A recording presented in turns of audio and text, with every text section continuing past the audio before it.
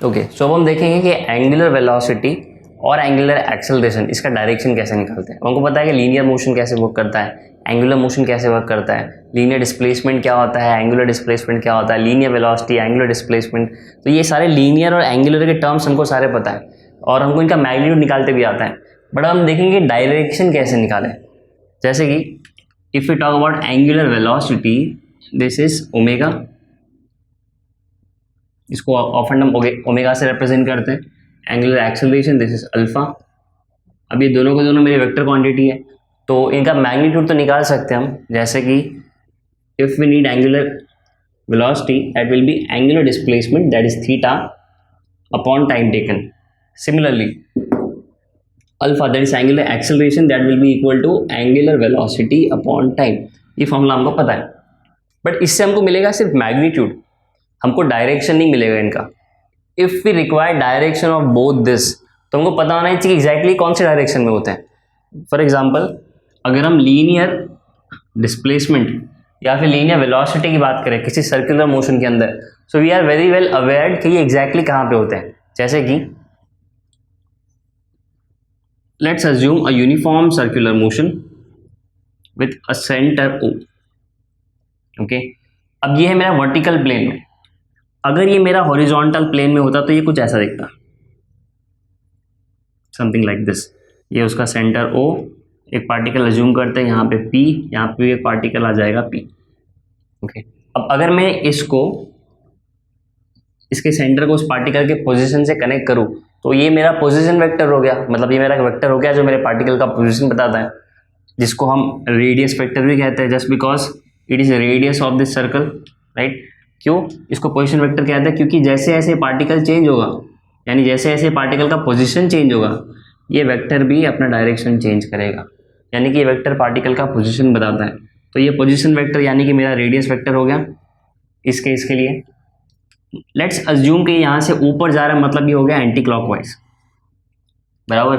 अब अगर मैं यहाँ पे इसका लीनियर वेलोसिटी निकालने ट्राई करूँ तो ये पार्टिकल यहाँ से ऐसे जाएगा इस डायरेक्शन में, यानी अगर कोई और चीज़ होता नहीं, जैसे कि सर्कुलर मोशन में, तो सर्कुलर मोशन में इस पर सेंट्रीपिटल फोर्स, अंदर वाला फोर्स, सेंट्रीफ्यूगल फोर्स, दोनों एक्ट कर रहे हैं। बट अगर सेंट्रीपिटल फोर्स होता ही नहीं तो ये इनर्शिया के वजह से स्ट्रेट जाने ट्राई करता। फॉर एग्जाम्पल अगर ये मैं इसको रस्सी से बांध के ये पार्टिकल को गोल गोल घुमा रहा हूँ, ऑल ऑफ अ सडन ये रस्सी अगर कट हो गया और पार्टिकल इस पोजीशन पे, तो पार्टिकल यहाँ से सीधा स्ट्रेट जाएगा, विच मीन्स ये इसका लीनियर वेलोसिटी का डायरेक्शन हो गया। तो मैंने यहाँ पे रेडियस वेक्टर, लीनियर वेलोसिटी का डायरेक्शन ले लिया, हमको चाहिए ओमेगा। तो ओमेगा समझने के लिए हम ये दोनों डायग्राम का हेल्प लेंगे, यानी ये हो गया मेरे वर्टिकल प्लेन में, बोर्ड वाले प्लेन में, ये हो गया मेरा हॉरिजॉन्टल प्लेन में, जैसे परपेंडिकुलर रहेगा, यानी इसको अगर आप उठा के ऐसे हॉरिजॉन्टल प्लेन में लेके आते हो तो साइड से आपको ये कुछ ऐसा दिखेगा। ये भी सर्कल ही है, सिर्फ इसका प्लेन अलग है। तो ये हो गया इसका रेडियस वेक्टर। अगर ये पार्टिकल पोजीशन चेंज करता है तो रेडियस वेक्टर भी यहाँ से ऐसे जाएगा साइड में। अब लीनियर वेलोसिटी निकालना है तो ये यहाँ से थोड़ा हमको ऐसे दिखेगा इस पॉइंट ऑफ व्यू से। अभी भी ये परपेंडिकुलर होगा जस्ट बिकॉज वो दूसरे प्लेन में, इसलिए हमको ये कुछ ऐसा दिख रहा है, ठीक है।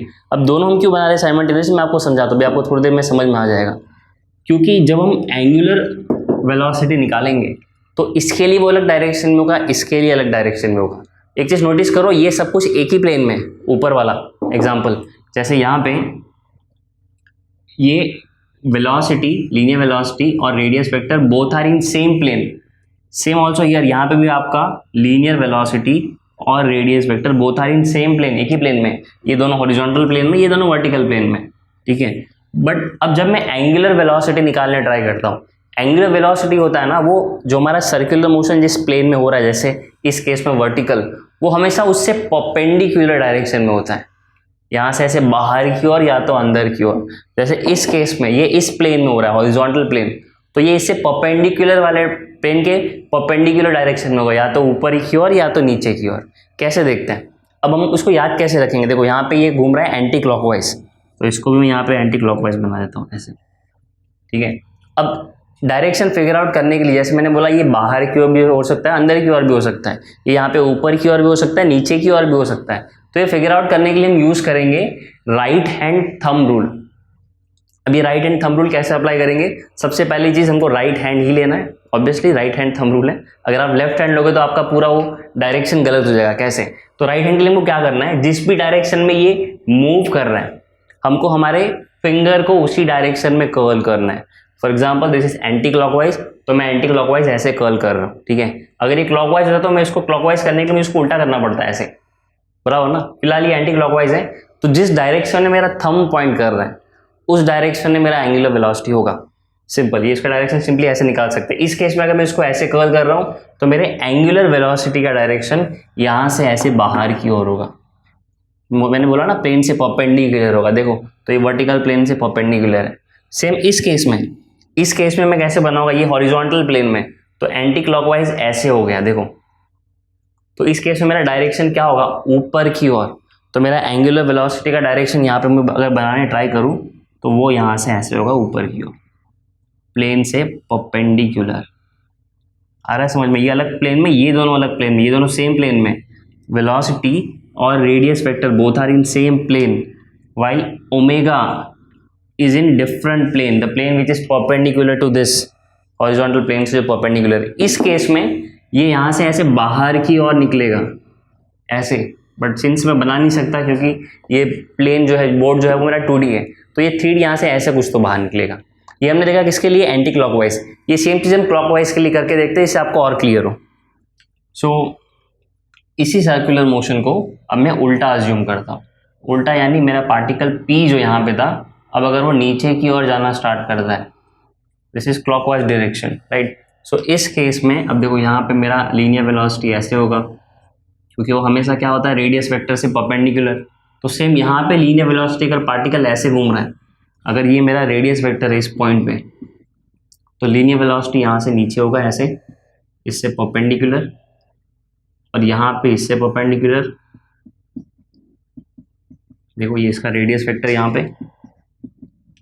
बट एंगुलर वेलोसिटी का डायरेक्शन क्या होगा, right hand thumb rule use करते हैं। हमको क्या करना है, फिंगर का कर्ल चेक करना है। अब ये जो है इसको ऐसे तो नहीं कर सकता मैं, ये उल्टा है क्लॉकवाइज, तो देखो मेरा फिंगर ऐसे कर्ल होगा इसके हिसाब से क्लॉकवाइज।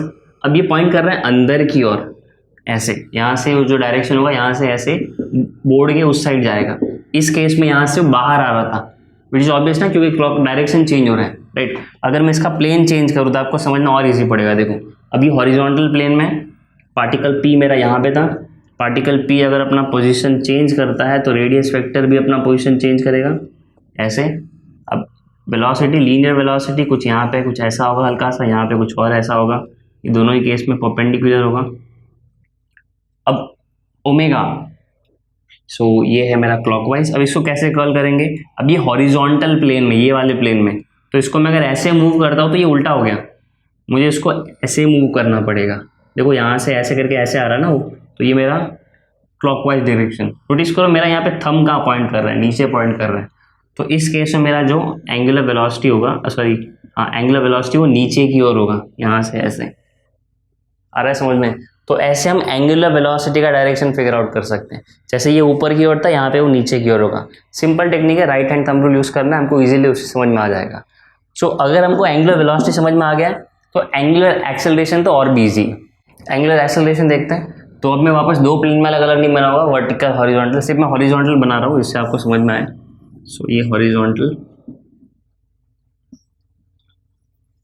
ठीक है, मैंने दो लिया। First one is clockwise and second one is anti clockwise, ठीक है। सेंटर पार्टिकल P, अब ये अगर एंटी क्लॉकवाइज सॉरी क्लॉकवाइज घूम रहा है तो यहाँ पे लीनियर वेलोसिटी यहाँ से कुछ ऐसे जाएगा, ठीक है। अभी काम करते हैं, लीनियर वेलोसिटी बनाते हैं, थोड़ा सिंपल रखते हैं, ठीक है। तो रेडियस वेक्टर तो हमारे लिए इजी है फिगर आउट करना, ये रेडियस वेक्टर का डायरेक्शन हो गया। सेम यहाँ पे सेंटर से रेडियस वेक्टर इस डायरेक्शन में। अब सीधा पहले हम ये निकालते हैं ओमेगा एंगुलर वेलोसिटी, और फिर वहाँ से अल्फा पर आ जाएंगे। सो एंगुलर वेलोसिटी यानी ओमेगा किस डायरेक्शन में होगा। अब सिंस ये घूम रहा है मेरा कैसे, क्लॉकवाइज, और ये हॉरिजॉन्टल है, तो ये मेरा क्लॉकवाइज नहीं हुआ, ये एंटी क्लॉकवाइज हुआ। तो क्लॉकवाइज मतलब ये ऐसे हो गया हॉरिजॉन्टल प्लेन के अंदर, तो ये नीचे की ओर पॉइंट करेगा, तो ओमेगा मेरा यहाँ पे ऐसे नीचे की ओर होगा, प्लेन से परपेंडिकुलर। इस केस में उससे उल्टा होगा, यानी ये एंटी क्लॉकवाइज घूम रहा है ऐसे हॉरिजॉन्टल प्लेन में, इसलिए ऐसे कर रहा हूँ, वर्टिकल में होता था ऐसे चेक करते हैं। तो हॉरिजॉन्टल प्लेन में ये एंटी क्लॉकवाइज ऐसे हो गया, thumb is pointing in upward direction, so omega will be in this direction. Omega निकालते आ गया हमको। अब बात है एक्सेलरेशन की। तो एक्सेलरेशन का डायरेक्शन कहाँ पे होगा, वो डिपेंड करेगा कि आपका एक्सेलरेशन प्लस में है या माइनस में, यानी कि वो एक्सेलरेट हो रहा है या डिसेलरेट हो रहा है। अब एक्सेलरेशन क्या होता है, एक्सेलरेशन होता है change in velocity upon time. यहाँ पे एंगुलर एक्सेलरेशन है तो ये होगा एंगुलर वेलोसिटी कितना चेंज हो रहा है, वो बढ़ रहा है या कम हो रहा है। अगर वो बढ़ रहा है तो आपका यहाँ पे जो अल्फा होगा उसका डायरेक्शन कुछ आपको ऐसे देखने मिलेगा, जहां पे आपका ओमेगा है उसी डायरेक्शन में आपका अल्फा होगा। कंडीशन क्या है, कंडीशन ये है कि आपका ओमेगा जो है वो बढ़ना चाहिए, इट शुड बी इंक्रीजिंग।